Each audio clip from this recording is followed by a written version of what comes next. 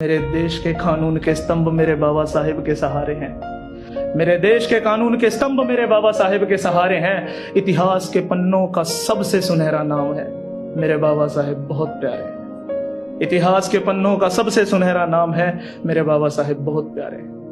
मगर इस दास्तां के भी दर्द भरे पहलू है कई, मगर इस दास्तां के भी दर्द भरे पहलू है कई। भीमराव ने गवाए माता पिता, एक के बाद एक बेटे और आखिर में प्राण प्रिय रमाबाई। भीमराव ने गवाए माता पिता, एक के बाद एक बेटे और आखिर में प्राण प्रिय रमाबाई।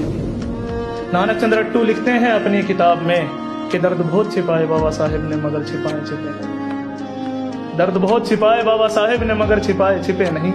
जख्म दिखे फिर आगरा के अधिवेशन में जब रो पड़े और बोले, मैंने मेरे समाज के लोगों को पढ़ने का, आगे बढ़ने का हर मौका दिया और मेरे समाज के पढ़े लिखे वर्ग के लोगों ने मुझे ही धोखा दिया। मैंने मेरे समाज के लोगों को पढ़ने का, आगे बढ़ने का हर मौका दिया और मेरे समाज के पढ़े लिखे वर्ग के लोगों ने मुझे ही धोखा दिया। और जितना गिरा जा सकता था उतने गिर गए लोग, जितना बिका जा सकता था उतने बिक गए लोग। चुनाव में बाबा साहेब को हराकर फिर उन्हें चौंका दिया। ओबीसी की जनगणना ना होने पर बाबा साहेब ने कानून मंत्री का पद भी त्यागा था।